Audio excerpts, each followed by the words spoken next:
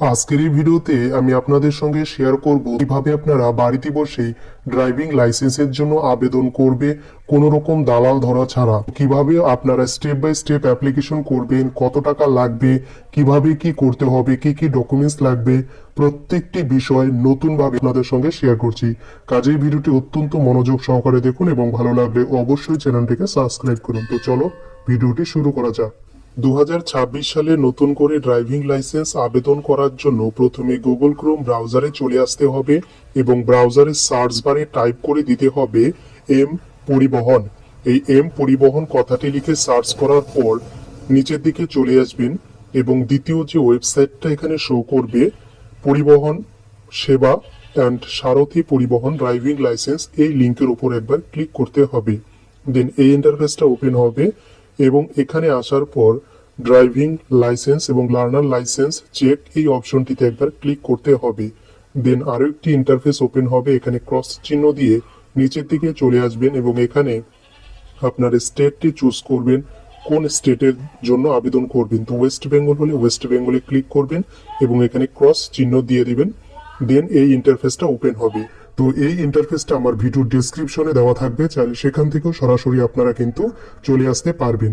তো আপনারা driving licence অনলাইনে আবেদন করার জন্য দুটি পদ্ধতি রয়েছে।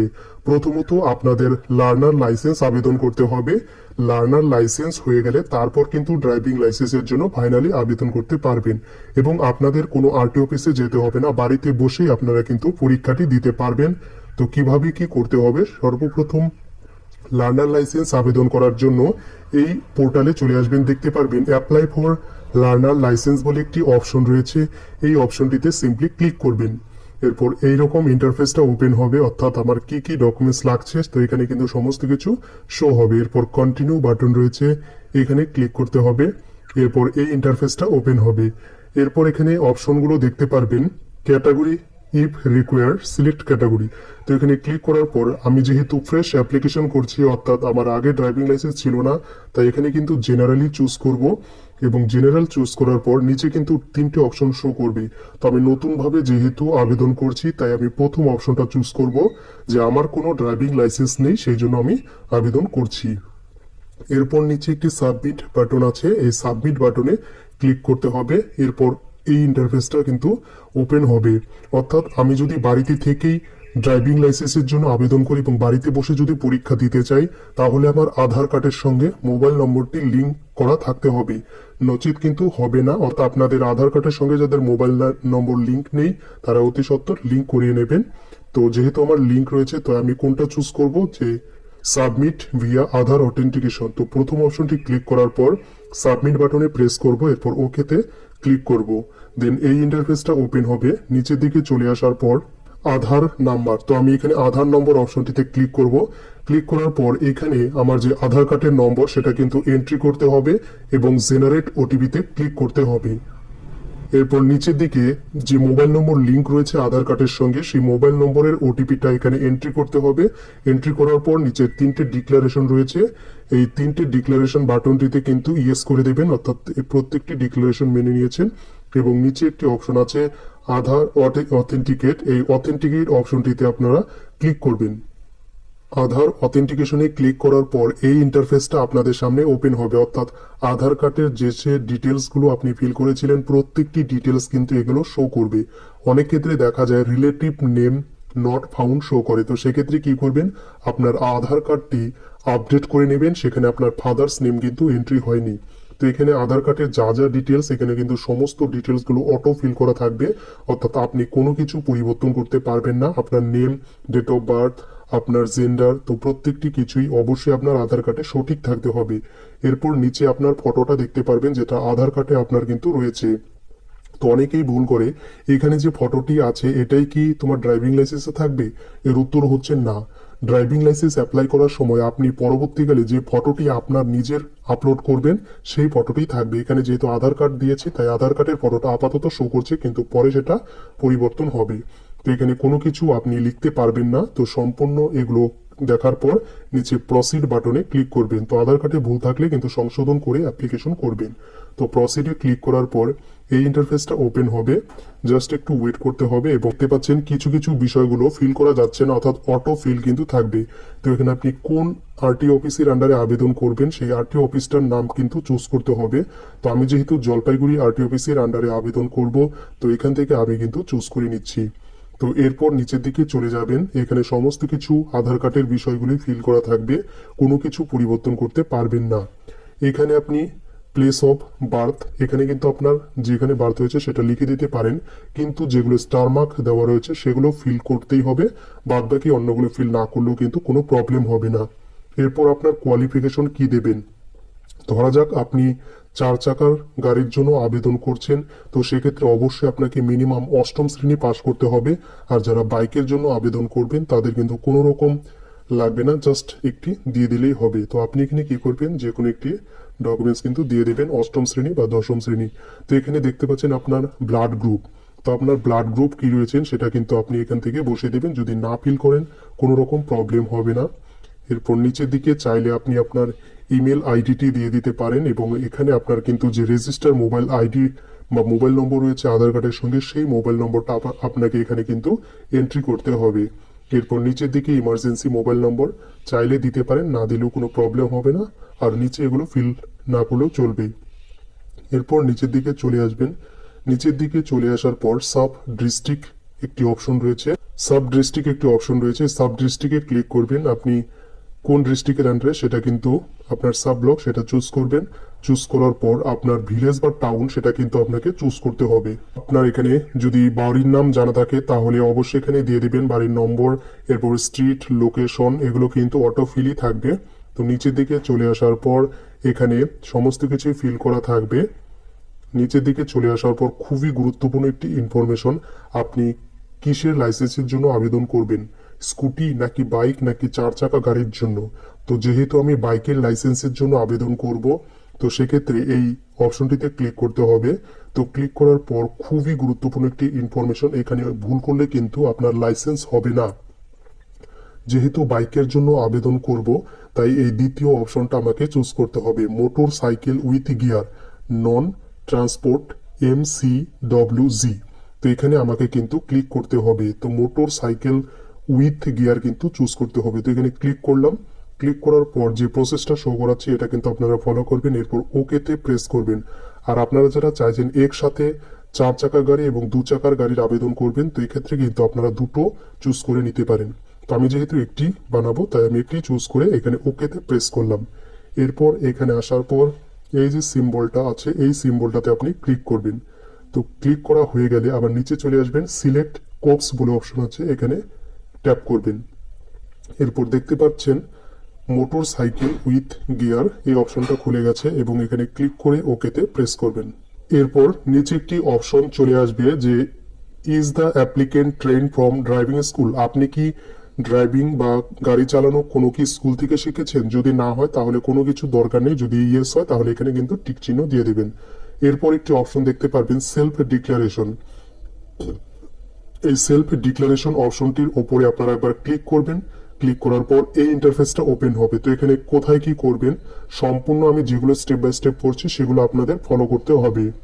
তো প্রথম অপশনটি নো করবেন, দ্বিতীয় অপশনটিতে ইয়েস করবেন, এরপর প্রত্যেকটিতে আপনি নো করবেন।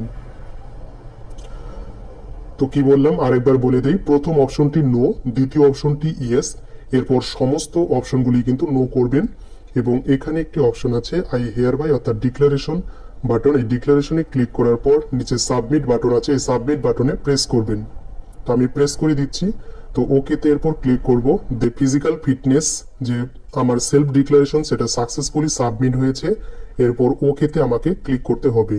এরপর নিচের দিকে চলে আসার পর এখানে দুটো অপশন এখানে শো করবে, I am willing to donate my organ in case of accidental death, অর্থাৎ বাই চান্স কোনো কারণে অ্যাক্সিডেন্টে আপনি যদি মারা যান আপনার অর্গান বা অঙ্গ কি দান করতে চান, যদি ইয়েস হয় ইয়েস দেবেন, নো হলে নো। তো আপনার ইচ্ছে মতো এটা কিন্তু দিয়ে দেবেন। এই যে ডিক্লারেশনগুলি রয়েছে এই ডিক্লারেশনগুলিতে আপনি কিন্তু টিক চিহ্ন দিয়ে দেবেন। এরপর এখানে নিচে যে ক্যাপচার কোড বা এই সংখ্যাগুলো শো করছে, এই সংখ্যাগুলো এই অপশনটিতে আপনি কিন্তু ফিল করে দেবেন যে সংখ্যাগুলো শো করছে।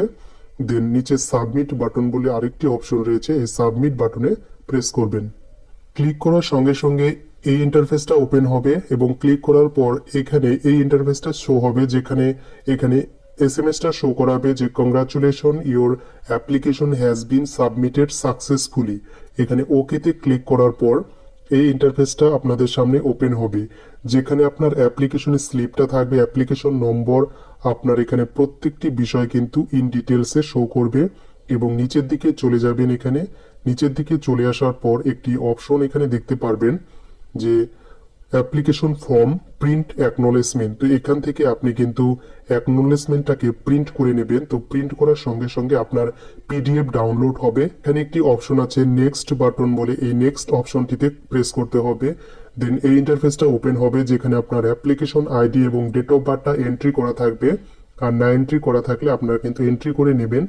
দেন এখানে যে সংখ্যাগুলো দেখতে পাচ্ছেন সংখ্যাগুলোকে এখানে ফিল করতে হবে এবং সাবমিট বাটনে প্রেস করতে হবে। দেন এই ইন্টারফেসটা ওপেন হবে, এখানে প্রত্যেকটি ডিটেলস কিন্তু আপনার শো হবে, অর্থাৎ এখানে অ্যাপ্লিকেশন নাম্বার, নেম, কত তারিখে অ্যাপ্লিকেশন করছেন, তো প্রত্যেকটি ডিটেলস এখানে কিন্তু দেওয়া থাকবে।